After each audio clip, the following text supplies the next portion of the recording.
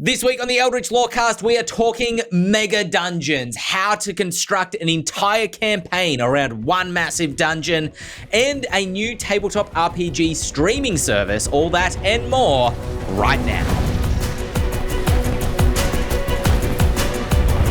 Hello everybody and welcome to this week's episode of the Eldritch Lorecast, the number one D&D podcast in all the spheres, all the planes of existence, on the divine staircase. Is that what it's called? I don't know what I'm talking about now. I tried to dip into Faerun lore and that my weaknesses showed. But I have a question for you, James Haig. My name's Ben Byrne, if I haven't said so already. I'm here with James Haig, Dael Kingsmill, Shawn Merwin. We're off to a good start. I thought you were introducing yourself to James. James Haig, I'm Ben Byrne. It's a pleasure to finally get to know you, right? Ben Byrne. I just had this stranger living in my house the last 2-3 weeks. Anyway, James, as I ask all strangers, what is the minimum number of rooms on a D&D dungeon to be considered a mega dungeon? A mega dungeon. A mega dungeon. Highly technical term. To me, a mega dungeon is more described in terms of sessions of play than it is in rooms of play. Okay. I think a mega dungeon takes probably 5 sessions or more to plumb. In fact, hell, I might even describe a mega dungeon more in dungeon floors than in dungeon rooms, where it might want 5 or more floors to be mega. This is a very opaque term we're describing here. There's a lot of sort of variables to account for. Let's say for me, as a very rough rule of thumb, 15 rooms. 15 rooms. Three 5-room dungeons stacked on top of one another. That's my bare minimum for mega dungeon. Okay. All right. As a bare minimum, that reads not bad. It's a little on the small side, I thought. I agree. But it's a bare minimum. Dael Kingsmill, do you have a minimum mega dungeon size? Anything? A bare minimum. I mean, come on now. It's got to be more than 25 rooms, surely. How many rooms must a hero face before they can say it's a mega dungeon? I mean, it's got the prefix mega. That's a lot. That's a big sort of standard to set to call it a mega dungeon. I need a lot of rooms. 25 even feels too few to me. Sure. You gotta be making random encounter rolls every half session at least. Right. Gotcha. Constant. Gotcha. All right. Well, I've saved Shawn Merwin till last because you may have the answer to this. I'm not sure. Absolutely. Technically speaking, what is the minimum number of rooms for a mega dungeon? 63.6. Damn it, I should have known. Yeah. I should have got that, yeah. Yep. You need, for a 4-hour session, you need about 10 rooms, with not every room being a full-on encounter. And then you need at least 6 levels worth of things to make a truly mega feeling dungeon. So 6 levels worth of play. And then the 3.6 are the 3 rooms where the major enemy is at the end of the dungeon, at the bottom, assuming that you're going from top to bottom. And then the 0.6 is the secret room behind the main room where all the treasure's hidden. So it's 63.6. Okay, you've heard it here. How could I forget the secret room with the treasure? It's science, people. This week, speaking of things that are mega, or ambitious, I should say, speaking of things that are ambitious, general news this week, had a quick look online. There is a actual play TV network, let's call it, the Netflix of tabletop RPGs. That is what this organization, I suppose, is trying to be. They're calling themselves Dragon, which I think they've overtuned the SEO a little bit there because it was really hard to Google them. Googling Dragon D&D, Dragon Live Play. Yeah, really hard to find them. But I found them in the end, and they are a streaming service entirely about tabletop RPG content. They sort of have a, to my understanding, conglomerate of shows on there at the moment from a couple of different content creators. podcasters, that sort of thing. And they are trying to build the one-stop hub for tabletop RPG live plays, podcasts, GM tip style shows, character workshops, behind the scenes for live plays, all that sort of thing, which seems to me incredibly ambitious because Twitch and YouTube exist. Dael Kingsmill, as a Twitch and or YouTuber, is this? That's me. What do you think about this? What's your gut reaction tell you? My gut reaction, I'm interested to see where it goes because it is not the first time that something like it has been attempted. I have very strong memories of geek content trends of the past attempting to make sort of forays into the world of streaming services dedicated to those things. The Nerdist Geek and Sundry streaming service, as an example. I think the closest thing that we have right now is probably the pre-existing College Humor streaming service, Dropout, which the sort of flagship, potentially most popular sort of material on it is Dimension 20, which is tabletop RPG content, but the rest of it is largely not tabletop RPG content. So the idea of having one platform dedicated entirely to live play material or D&D tabletop RPG related material, it is an interesting concept. It's also a tricky time to be doing it because we've talked about this before, the kind of oversaturation at the moment of individual streaming services. Every production company has looked at the Netflix model, seen how successful it was, and then they decided, well, we could do that and just not pay anything to Netflix. Let's just do it ourselves. So we have a different user interface on every single app on the television, and it's a nightmare to figure out how to rewind, and you can't find everything you need in the one place, and it's becoming more and more frustrating. Piracy is back on the rise after the sort of golden age of Netflix, and we've ended up kind of with something that just resembles cable TV again, where you're paying for a million different services at once. So I think it's an interesting concept. I think it's a difficult time to implement it, and it'll be interesting to see how it goes.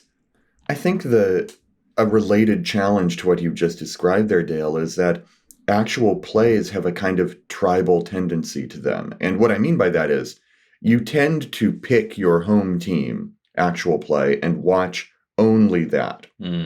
Just because actual plays are a big commitment in terms of viewer hours per week. Critical Role, of course, is kind of the poster child of that, 4 hours every week, though these days you have to look at the fact that they take 1 week off a month. They do that because of this exact problem.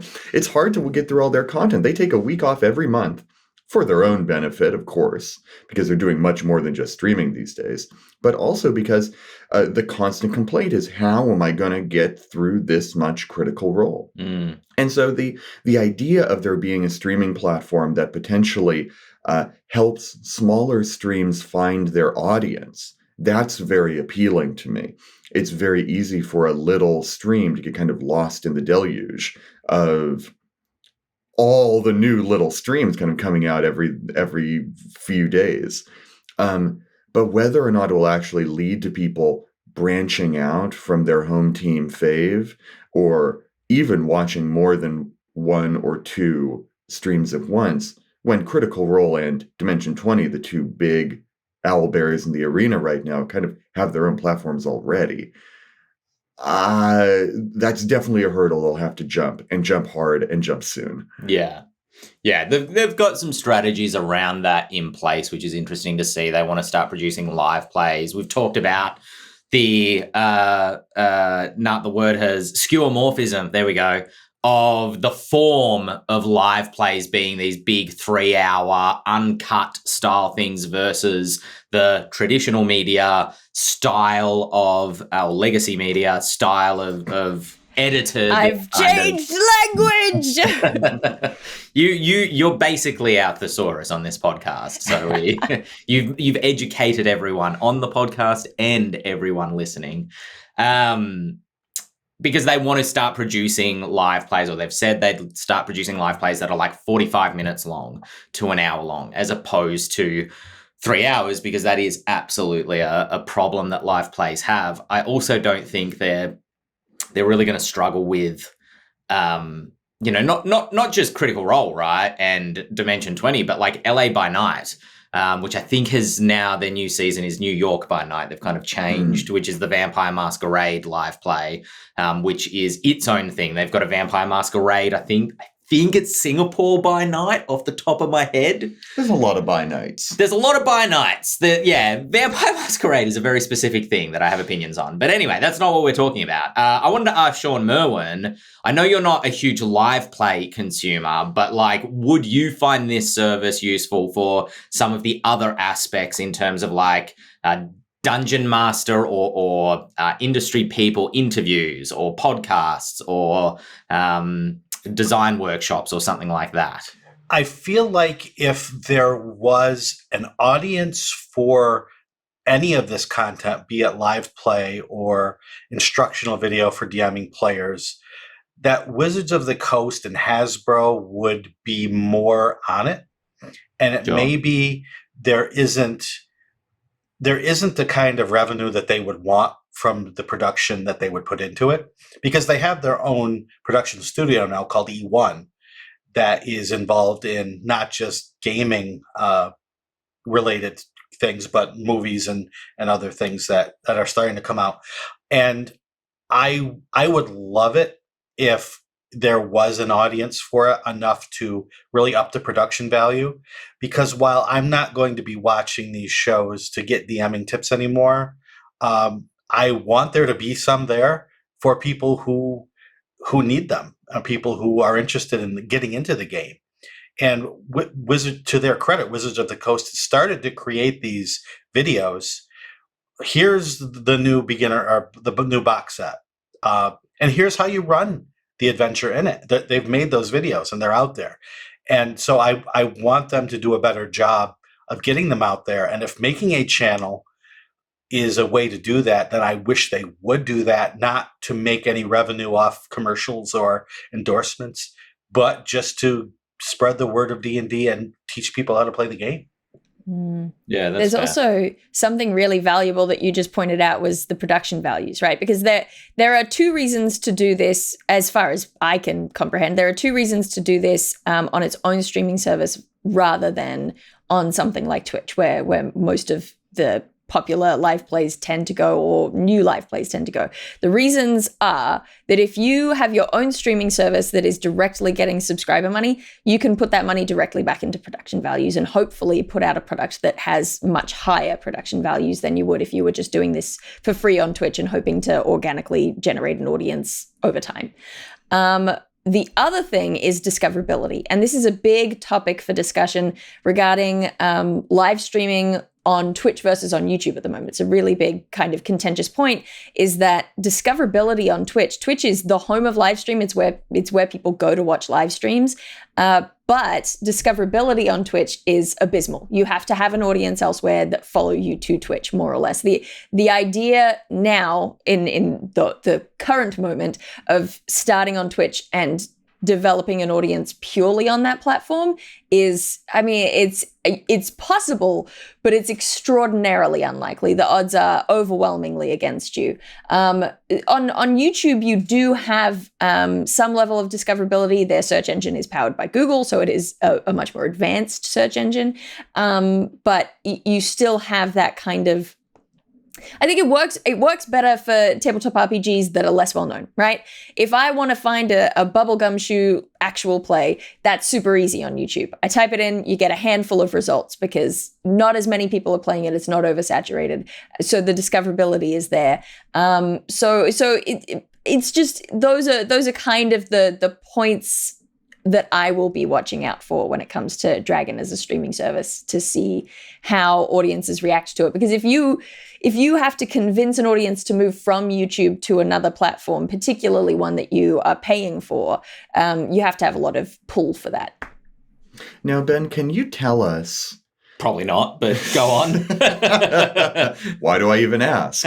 Can you tell us if Dragon intends to simply platform other creators, or if they intend to do what Netflix do and create their own original productions as well. I see. You may have read the run sheet and softballed me there, because written on here is that, I think it's written on here, yes, they are planning to do originally produced content.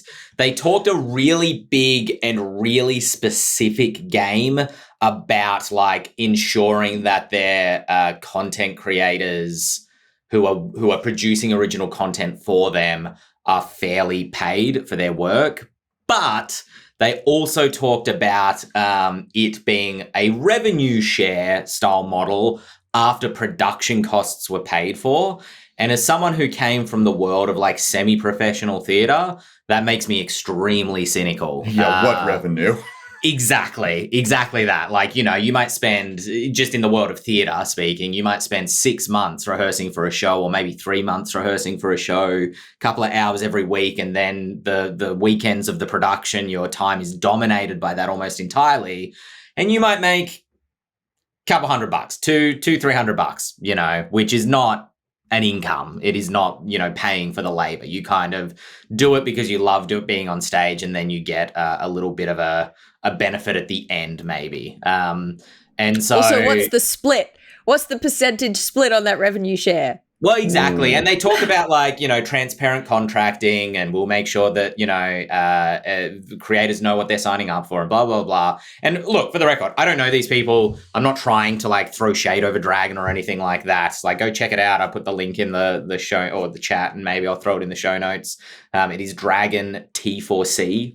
.com, not just dragon.com, because that would probably be taken by now. What's that T4C stand for? Tender for care.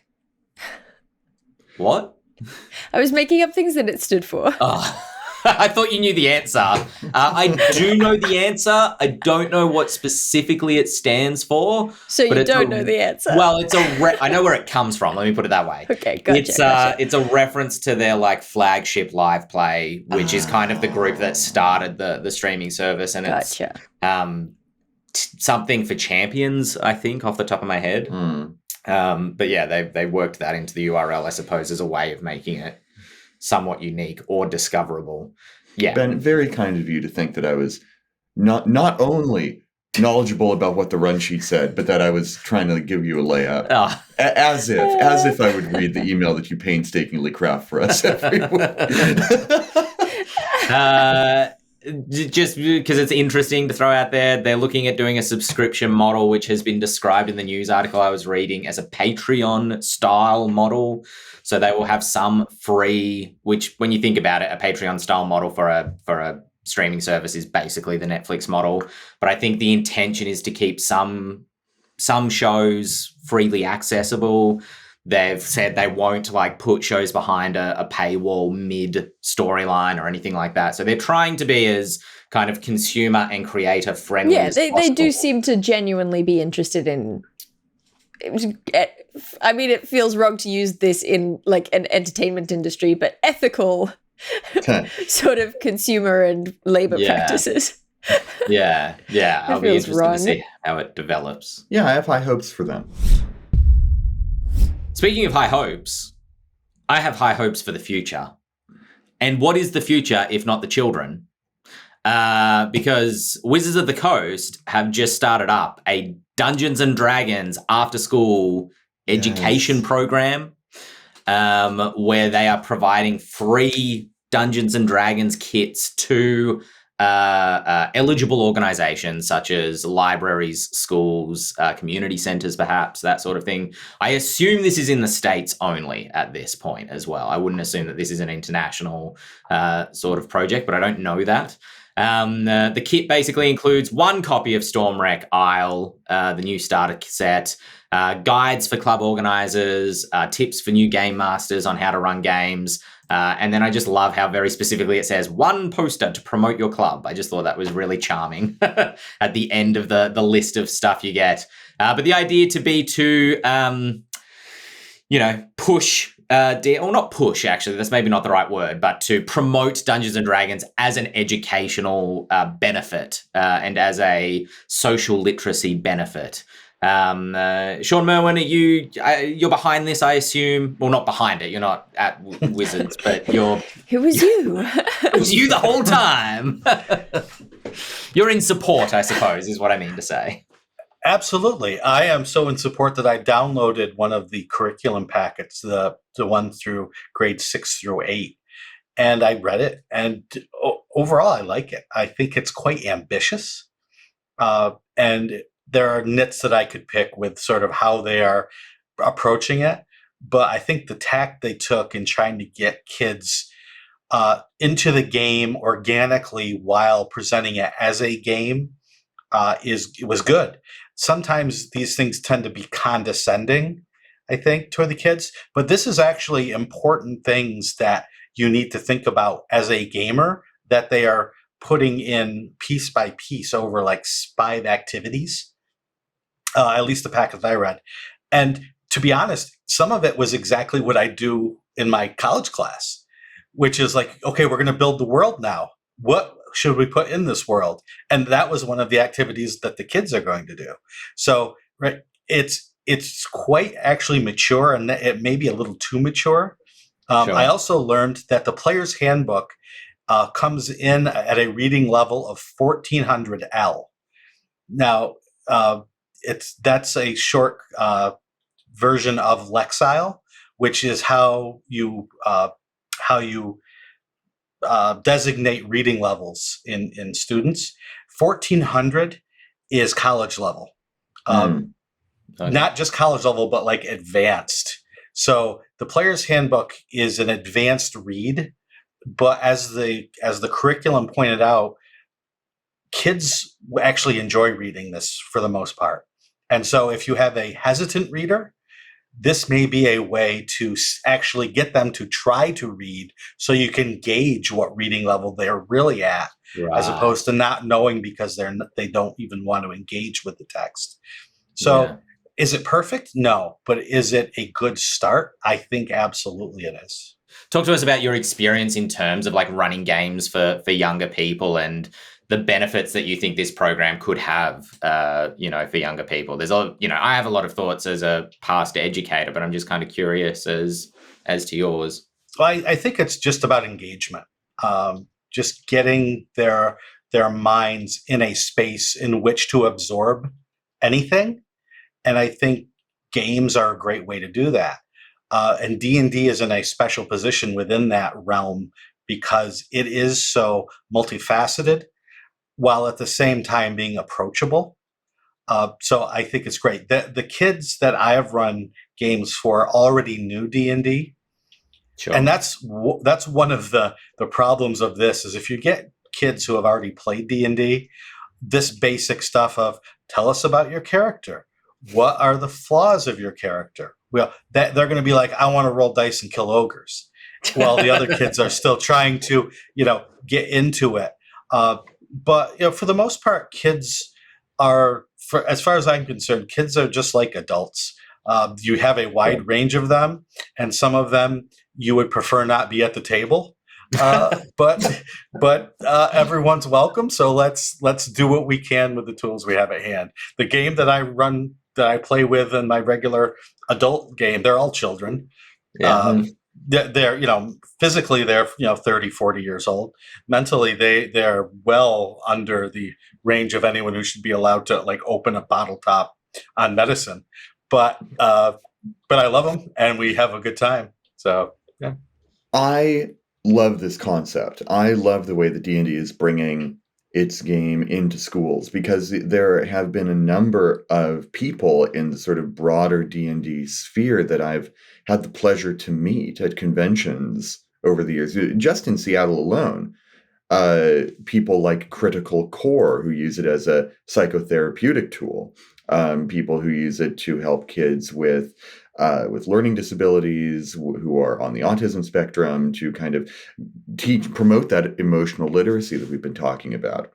There was a very famous within our niche, I suppose, class at Lake Washington Girls Middle School, taught by a pal of mine who had a D&D club that got so wildly popular, it became several D&D clubs, which became several D&D classes that were these sort of interdisciplinary programs using D&D as a chassis. And that's just incredible. I think, at the risk of sounding like an educator, I think interdisciplinary learning is an incredible thing. Tying subjects together in a way and not sort of segregating them into, and this is math and this is history. That helps build those connections so that there's actual practical knowledge being learned that people, that the kids can get excited about, and being excited about something helps learning retention and all that. I also wonder if this makes D&D fundamentally uncool now. If it's being brought into the classroom as something that your teacher tries to get you to play to discover emotional literacy. This isn't very rock and roll, is it? Loses the punk element. Just very quickly, there was a video that's on Wizards of the Coast website with an educator kind of talking about the benefits that they've seen in D&D for their students, and they're very like relaxed, young-looking, easy to relate to, very good at talking to camera. I wouldn't be surprised if this person was either, somewhat media trained or had a performing arts background themselves, if they were the drama teacher for how well they were speaking to camera. But you could totally have the cringy, like, some teacher rocks in with, like, cardboard claws and a dragon head and go, all right, kids, it's time to learn about math and adventures. And it's like, oh, Mr. Patterson, please stop. Sorry, Dael, what were you going to say? No, I was just going to say, this, I'm blah, all the things. I'm very happy that this is happening. We've got all the clubs, and now this is like, it's nice that they're doing it officially, blah, blah, blah, blah. You can all assume. Fast forward. But talking about the interdisciplinary concept, right? That's just so interesting to me, because it was reminding me specifically of a good friend of mine was kind of the guinea pig first year of a brand new high school in our area that had an interdisciplinary kind of model. It was a very unusual high school. Instead of having English class and science class or whatever, they would have units and they would study interdisciplinary things. So I can't remember all the examples, but one of them was something like they did crime fiction and sort of forensic chemistry. Sort of hand in hand, right? So it was just little things where it was like, we'll talk about this and this at the same time, and then we'll have our cooking class and this science element. And they would just kind of mix multiple subjects together rather than teaching them as one thing. But in terms of that experimental high school, as far as I understand it, the high school's still there, but it's no longer experimental. Now it basically functions the same way as another high school does, because that kind of thing is hard to sell and upkeep on a big scale like that. So I mean, congrats to my friend who got to experience that, and boo to everyone else who doesn't anymore. But the good thing about a D&D unit is that you can kind of slip that in as its own little morsel of interdisciplinary study. And you can do it earlier than you would for something like a high school or a university class, and kind of lay those foundational understandings and the critical thinking that is involved in interdisciplinary study. That's a really hard word to say a lot of times. But I think that in order to make it still seem cool and fun, surely it's an important element to still be teaching the other things, right? So you don't go, instead of maths, we're doing D&D because it teaches you maths. You go, let's play D&D as a fun, like, hour session in our day, and then later in the day we're going to talk about maths, and we'll just call back to D&D as a touchstone for you to remember how it works, right? That kind of a thing hopefully would keep it from embedding itself in students' minds as we have to read and do numbers now. Yeah I think at the risk of sounding like a teacher trying to make something seem cool, I think that the approach that I would take to that is exactly as you just said, Dael, and not try to make it obvious that it's like a teaching tool or anything like that, because it doesn't have to be.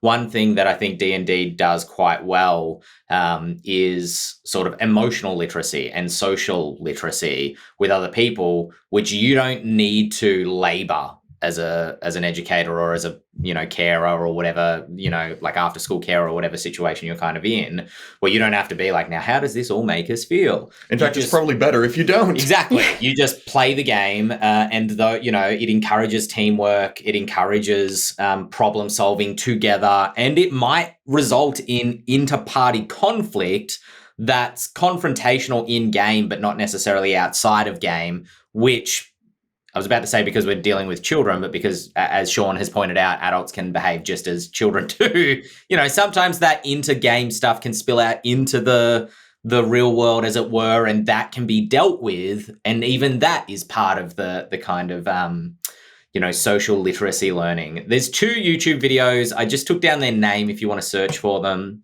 because YouTube links are a nightmare. Building emotional literacy through Dungeons and Dragons is the first one, and leveling up reluctant readers with Dungeons and Dragons is the much more boring sounding second one. They're about an hour Rip long to that each. author. Wow, an hour long? Yeah, they're more like Woo. don't go there expecting like a how to DM style thing, because it's not that. It is much more about like D&D in they're academic. What's the word I'm looking for? Kind of not lectures. But like, yeah, kind of. Or conferences, you know, with a couple of different speakers speaking about those things specifically. So if it's a topic that interests you, if you know, with people that are probably much more researched and equipped to talk about it than us, go and check those out. I haven't watched them myself, so don't take that as an endorsement in case, I don't know, if someone says something weird in there. But yeah, I didn't have 2 hours to spare. Anyway, speaking of not having 2 hours to spare, because you're going to need a lot longer than that to prepare a mega dungeon, that brings us to our first email for the week. That email coming in from Mason. Mason is, well, a Dophilus. I think I got that right. We are getting to the mega dungeons. They are preparing a D&D campaign. Their email was pretty short. They're talking about the Winchester Mansion inspired mega dungeon with 150 plus rooms, so quite a lot more than our minimum requirements. Wondering if there are like alternative approaches to this style of campaign that don't necessarily require mapping everything out, and then general mega dungeon advice. And then I think I threw in this last bit of the question, which is kind of, you know, building on that, creating a narrative or a story, an entire campaign around a singular sort of mega dungeon. Go team. I have great news for Mason. Just last week, we mentioned it, and I'm bringing it up again. There's a board game out there called Betrayal at House on the Hill. In this board game, the sort of core mechanic of the first half of the game is that you explore a haunted house. And the way that this works is that there's like stacks and stacks of tiles with different kind of classic haunted house rooms in them. Oh, here's a spooky kitchen. You know, we found an elevator shaft kind of stuff. But you don't know what's going to be anywhere until you move, right? So you move through a doorway to an empty space of the table, and you go, well, I'm on the ground floor, so I have to pick a tile that has a ground floor placement. And it will randomly generate the house for you. And it is deliberately meant to sort of emulate the Winchester-style mansion, right? This idea of this higgledy-piggledy place that doesn't make sense. Some doors open to walls. You know, it all kind of jumbles in together. And if you want to run a mega dungeon that is specifically Winchester Mystery House style, without prepping every single thing, my recommendation is go mapless, go theater of the mind, and just literally generate that house on the fly. Because I think more than anything, that will give you the feel of staircases to nowhere and, you know, openings to open air and all sorts of bizarre stuff that feels a bit ghosty. I think that's a good call. I think that would freak me out a little bit as a GM, only because I like to be pretty well prepped. If I flip over a tile and it says they're in the X room and I'm like, oh, I need this sort of monster, I hate like sitting at the table and flipping through the monster manual looking for like a stat block. Or like I like to have everything in front of me kind of ready to go.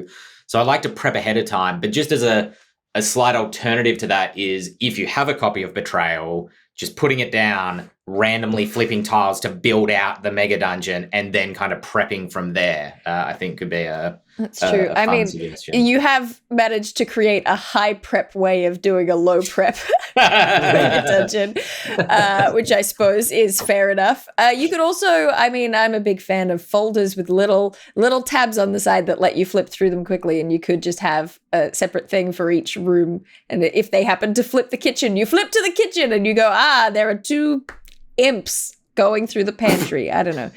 That's kind of fun. It's got a Jumanji kind of look to it where they're in there throwing all the bowls and cutlery exactly what I was picturing. I'm so pleased that you said that. Ben, when you brought that up, I was convinced you were going to say, just play Betrayal.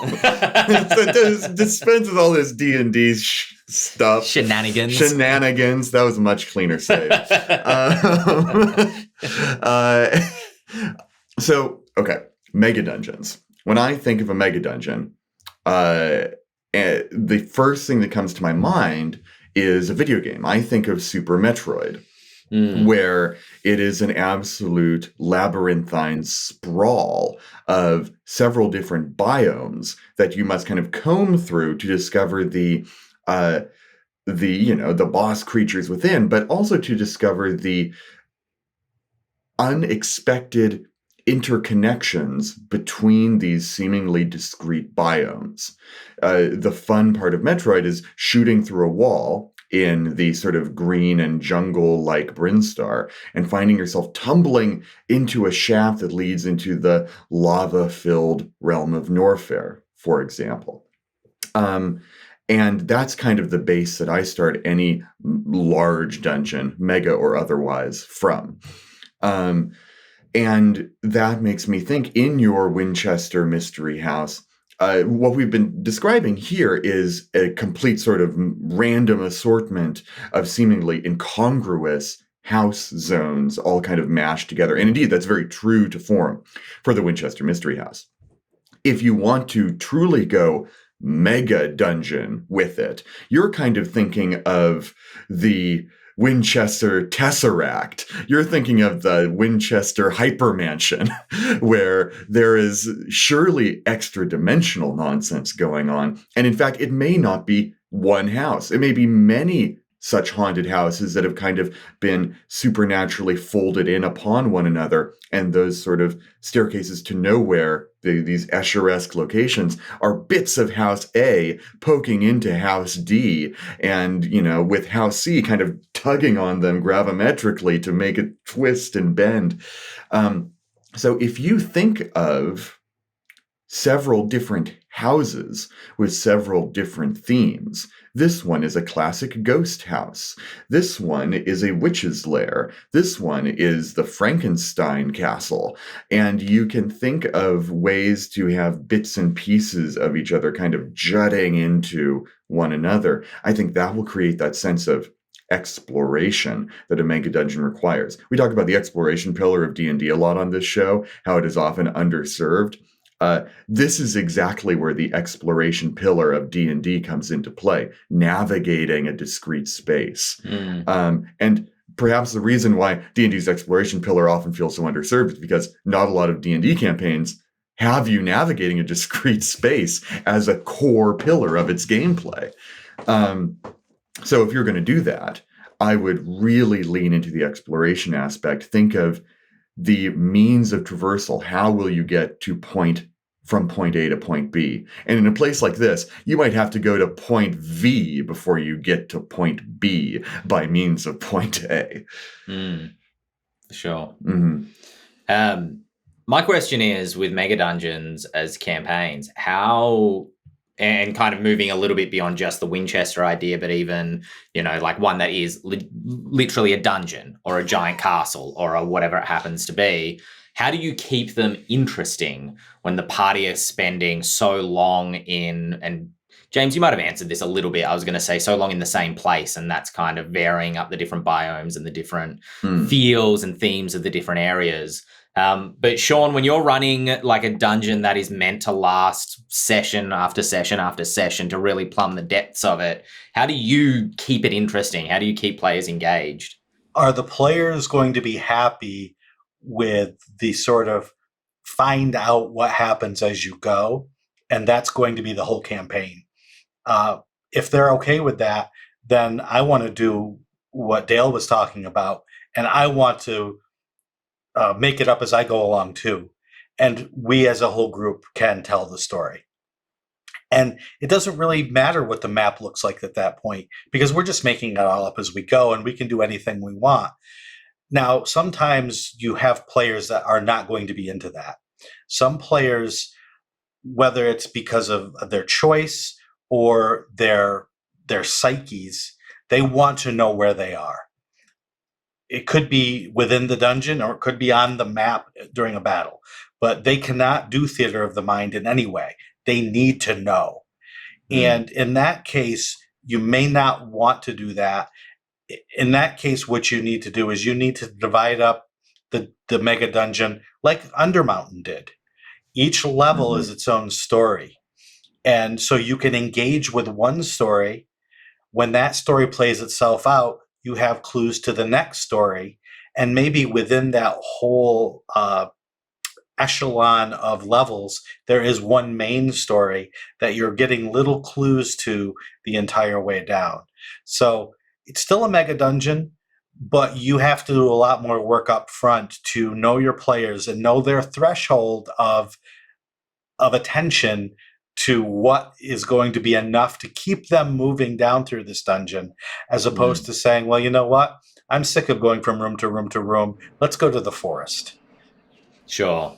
Right. Yeah. There's a great suggestion from Jay Pizza Beats in the Twitch chat saying put factions in the mega dungeon, which is a good idea. You don't have to be the only ones in there. There can be a rival party who are also there to plunder the same treasure. There can be, factions who live in that dungeon who are, challenges for your party to face that add those elements of narrative, those elements of story, even to something that is largely a sort of monster fight dungeon crawl. Yeah. The other thing, sorry, yeah, go. Oh, the Temple of Elemental Evil is a perfect example of that, right? There are the 4 temples, and if you try to fight every temple, every church within that, you're going to have trouble. So you can ally with one or the other and help you get through this in a more story-focused and role-playing way, as opposed to just grinding it out. Absolutely. The other thing that comes to mind that we haven't necessarily touched on yet is the role of, I'm going to say it, resource management within a mega dungeon, right? Ooh, weapon degradation. Yeah. To a lot of people sounds mind-numbingly boring, but it does call to mind there's a cool game that's sort of part of the old school Renaissance called 5 Torches Deep. And the idea of it is just that, you have to account for stuff like food and torches when you are going down into a mega dungeon. You want to go in and get as much of the treasure as you can, but if you've only got 10 torches and you're 5 torches deep, now you have to start making the choice. Do I go into that next room to see what that shiny thing is? Or do we start turning back because we know that it's going to take us 5 torches to get back to where we were? That sort of question to a very specific player group, like Shawn is saying, you have to be in tune with what kind of stuff your players are actually interested in. But that can add a sort of an additional element of agency and choice to the mega dungeon that is more than just random encounter tables and monster fighting. Could you make, I think this could be fun or it could be like really hard to do, but could you make like a D&D roguelike in the vein of like a Spelunky or maybe even Hades, although I haven't played Hades, so I don't know if this is for sure. If people have completely lost, I'm talking about video games now. But basically the idea, if you don't know what a roguelike is, a video game where you do runs and you try to get as far through the game as possible. And then if you die, you have to go all the way back to the beginning. But in the form of Spelunky specifically, I believe that each time you go through, it's kind of randomly generated. So you have to go through, like, I think it's like an underground kind of dirt and grass area first, and you do 2 or 3 levels of that. And then you make it to like maybe a lava area, and then you make it to an ice area. I don't know the actual biomes of Spelunky off the top of my head. But the idea being and that, why like, not? How, 5 torches deep, exactly like you were saying, Dael. First, you've got to go through the forest. to get, and that's like a whole kind of first level area. Then you get to the actual entrance of the dungeon, which is its own like valley or quarry or something like that. Then you get down into the dungeon, and it's got its 100 rooms, and it's got like 5 or 6 different entrances that the party can attempt to get through. And then it's got like its, deeper, darker sort of layers, and then it goes down into the realms of hell or something like that. But if you die, if there's a TPK in the dungeon, or you have to come back to the village, you've got to go through all those layers again. And the challenge, the game for the GM is to keep making that interesting, to go through the forest again. As the party level themselves up, you've got to come up with higher difficulty encounters in a forest. You've got to come up with new NPCs to meet in the different kind of areas of the game to make this kind of like, this is our village, this is our home ground, let's go spelunk the dungeon, so to speak, and come back. Would that be interesting, or would that just be repetitive in a tabletop RPG context? Repetitive is the word. It's the key word. In a roguelike, that repetitive is actually, to people who like roguelikes, a plus. The repetition leads to practice, leads to mastery. Sure. That's the great thing about roguelikes, to people who really like them, myself included. I think that for a group of D&D players who are often somewhat divided in their tastes, that can be a harder sell. If because when you get a D&D group together, usually you're not all picking people who like the exact same thing. You're picking your friends who you really just kind of want to hang out with. And one may like fantasy, one may like sci-fi, one might like hard storytelling, one might like kicking in the door. But there's kind of a middle ground that we can meet in and sort of all have fun together. Roguelike, I think, is a very dominant flavor. So I think it's a really cool idea if you find the like exact right audience for it. But it seems like the sort of thing that happened in the old days of D&D. Yeah, right? it's kind of that's my impression. Like the game Rogue, I think, was made by a big D&D fan who wanted randomly designed dungeons that someone could play through. And so it's all birthed from the same pool, but maybe in general, the video game has supplanted its origin in that way. Sure. Yeah. Well, I mean, what you've described, Ben, is AD&D. It's first edition. It's all of the adventures were these multi-level, not all of them, obviously, and not every group played the same way. But, for the most part, it's these deep dungeons, multi-level. You get as far as you can. All right, so we can go back and we can be safe, but then we'll have to fight our way forward and lose resources along the way to get back to where we are now. So do we risk sleeping here in this dungeon where wandering monsters are not sure to come by, but there's definitely a chance they will? And that's AD&D. You've just invented AD&D. Congratulations. Yes. It's like when Uber invents a bus. Yeah. There was another email, podcast@ghostfiregaming.com, if you want to send us emails. I'm not sure if I mentioned that before. But there was another email kind of adjacent to this, which came in from George, who was asking, do doors open inwards or outwards in a dungeon? If the party want to barricade if a party's like, all right, we're going into this room, we need a short rest or a long rest or whatever it happens to be. In we go, we barricade the door. Do you as the GM just go, yep, the door's barricaded? Or do you as the GM be like, this door opens outwards, so, you wouldn't be able to barricade it. The monster could just open the door from the outside, which is the larger question I sort of spun this out into is how often do you yes and your players versus no but? In terms of like players assuming that they can do something because they say that they're doing it, like barricading a door. Yeah, we barricade the door. There's barrels or something in here, right? We barricade the door. And it's like, well, you don't have the resources to barricade the door. What have you got in your inventory that says you can barricade the door? What have I said? What is the GM described in this room that says you can barricade the door? Mm-hmm. How meticulous are you as GMs around that sort of thing?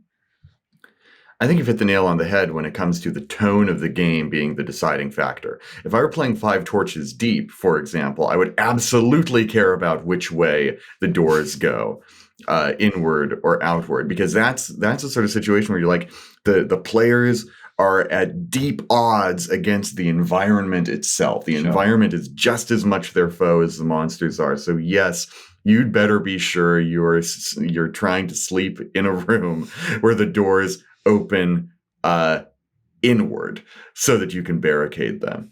But if I were playing a more sort of classically heroic D&D game, then barricade the doors. Let them barricade the doors. That's a cool heroic thing to do. We're going to have plaques that, barricade the door. Give them that Tomb of Durin moment in the Mines of Moria. That's a heroic sort of cool fantasy moment that they want. And there's sort of a middle ground, I think, where you can say, it doesn't matter which way the door goes, in or out. You can definitely try to barricade it. Tell me why are you a character that can do this? What tool do you have? What abilities do you have that allow you to do this? Okay, you were a mason. All right, well, okay, you know a little bit about stonework, and the door is made of stone. So give me a check. You let the characters roll dice as much as they can, and then have consequences for success or failure. So, I have this crowbar, and so I'm going to wedge it in there. Okay, good. Strength check, and +2 because you have a tool that's good to use, or advantage. Mm-hmm. All right, so you make your strength check. Now I have a DC if monsters want to come in to roll against. I've let the characters do their thing, not only story-wise, but mechanically, and I have the rules in front of me to allow me to have consequences based on whatever the characters are or do. Mm-hmm. For me, this is the kind of thing that turned me into a DM, right? Like one too many times watching Kingsmill chart of like when doors open inwards and outwards, and no, the opposite of that. It's one too many times as a player having a DM say, "Well, actually, the door opens inward. Well, actually, the door handle is round." No, and it's fine, but I think one of the reasons I became a DM is so that I could never do that to anyone ever again. But, it's not that it is inherently a bad thing to consider. I think more than that, it's that the role of the DM, to a large extent, is to be the eyes of the party. They can't see what there is, so you have to describe it to them, right? And if you haven't described to them in any great measure anything that should indicate that this door opens outwards or inwards, then when they say, "I barricade the door," and you go, "Oh, well, actually, it opens the other direction," then you failed to be their eyes. At a certain point, you have to compromise and go, "I didn't describe that, so what they are imagining, sure, why can't that be a part of this thing," right? I think that's part of your duty as the party's eyes is to either describe it, which that's up to you whether you want to do that or not. I mean, I wouldn't do it, but you can do that if you want to do that. But but at a certain point, you got to compromise with what the party thinks they see that you didn't specifically point out to them. Mm-hmm. Yeah. I had a player who was infamous for trying to be smarter than everybody, including the DM, on everything. Mm-hmm. And it was, well, the door is locked. Well, does it have hinges? Well, sure, doors have hinges. That's how they open and close generally, unless they slide in and out. So he goes, well, I take out the hinges and I open the door that way. And I was like, okay, I'll let that go. But then, like, every time, where does it have hinges? So then it became, well, yes, it does, but these hinges are stuck. Well, how can I unstick them? Well, you need a strength check. Guess what? It was the same strength check you would need to bash it down that you needed to get the hinges out. Congratulations. You outsmarted me. You opened it via the hinges and you made that strength check. You did it. To loosen up. Good job. That's funny. I was thinking a similar thing. I was thinking I would require a thieves' tools check to undo the hinges. Exactly. There's always a rule that is waiting for you to roll a die to see if you can do the thing you want to do. That's why I very often, when I'm improvising a rule, will say to the players, now I'm not setting a precedent, But in this circumstance, yes, you can try this thing so that it doesn't become this like, well, you know, one solution for this same problem again and again. Last email question here. This one came in quite recently, actually, from Joe. Again, podcast at ghostfiregaming.com if you want to send us an email. And of course, you can come hang out on Twitch to ask questions in the Twitch chat as well.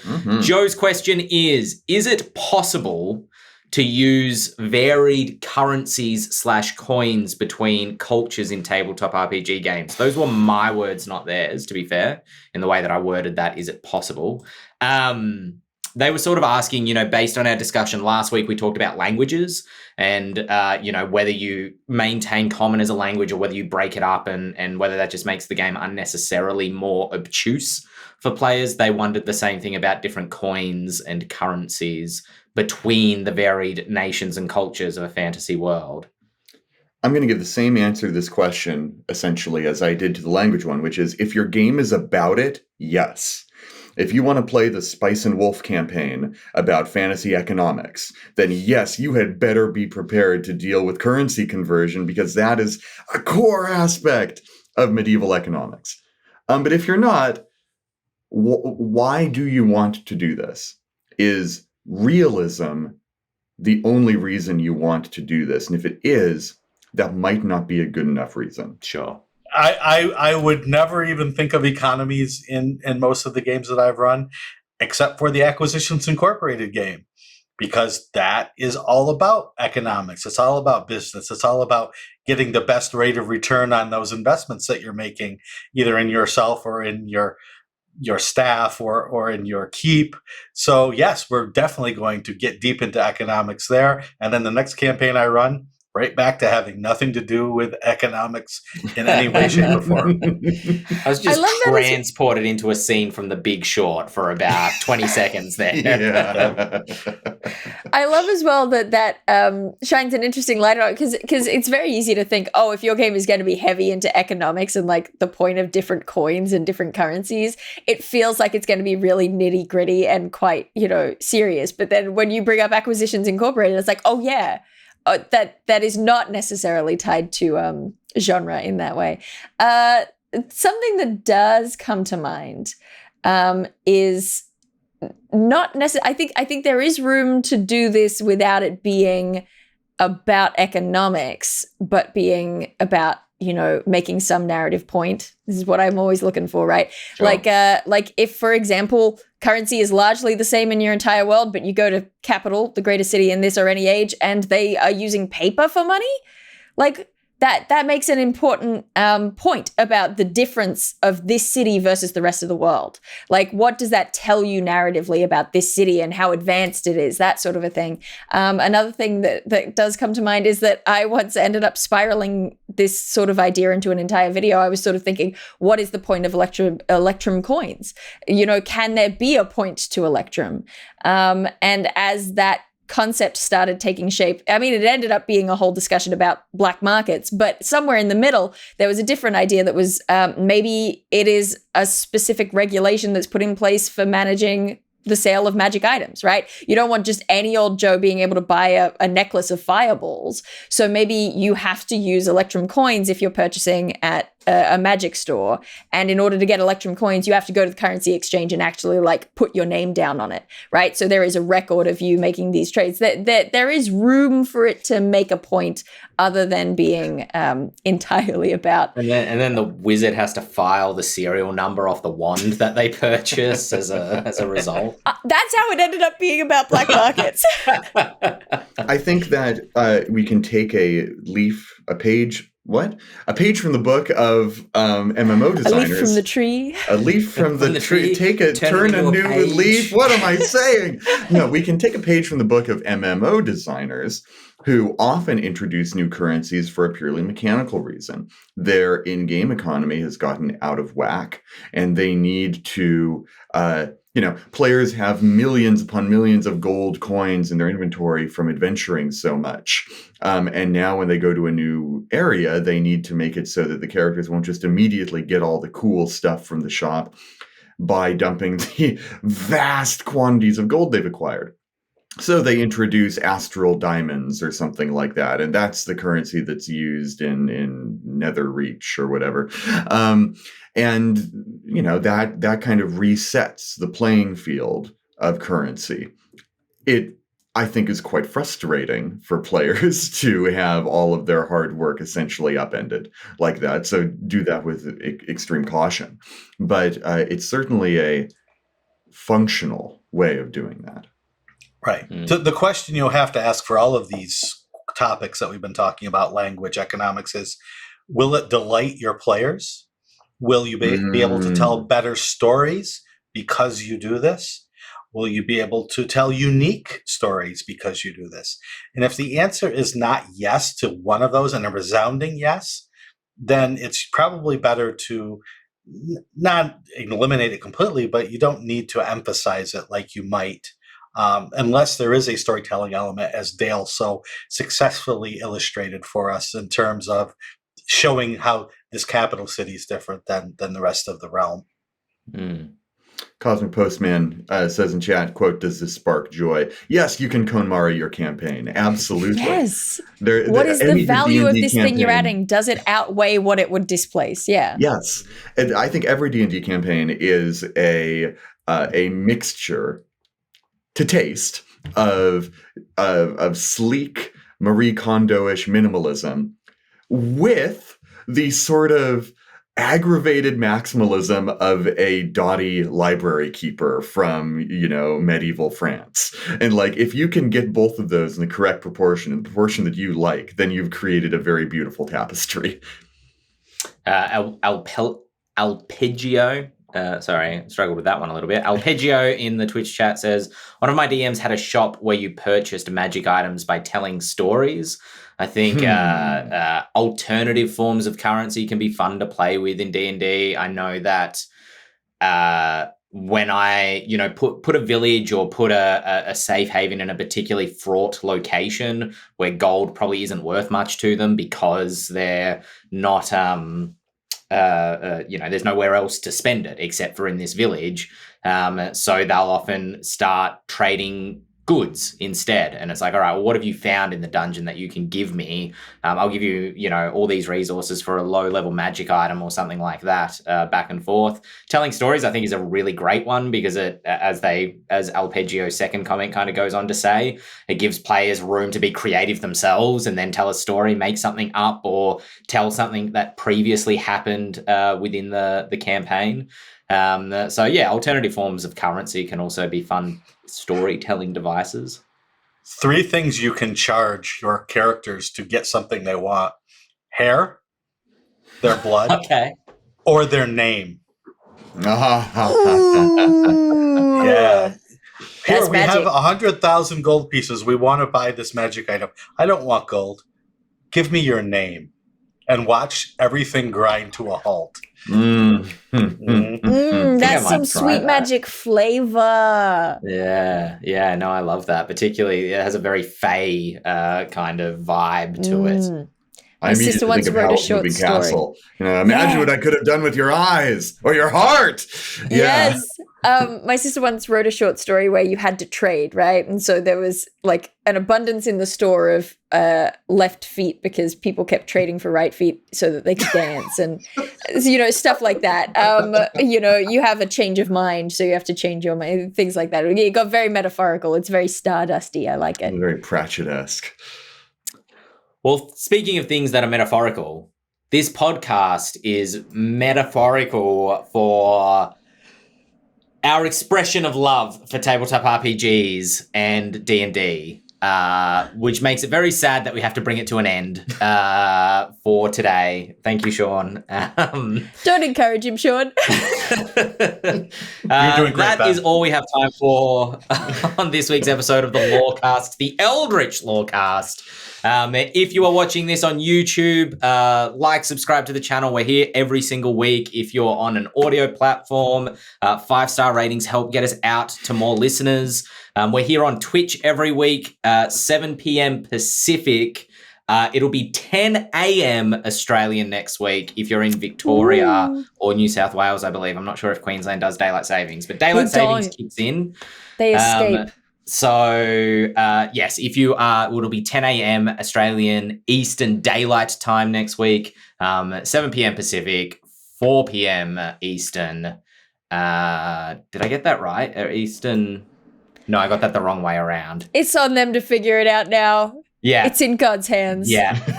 Great. Good. My name is Ben Byrne. I've been here with Dael Kingsmill, Shawn Merwin, James Hake, and we will catch you all next week. Bye-bye. Goodbye. Abort. Get us out of here. No. Mayday! Mayday! We really should have put that on the run sheet. You had the right times, just in the wrong directions. It's good. Gotcha. I'm sure they'll figure that out because I'll be like, that doesn't make sense. That's not the way the sun goes. Yeah. That's not the direction it travels in.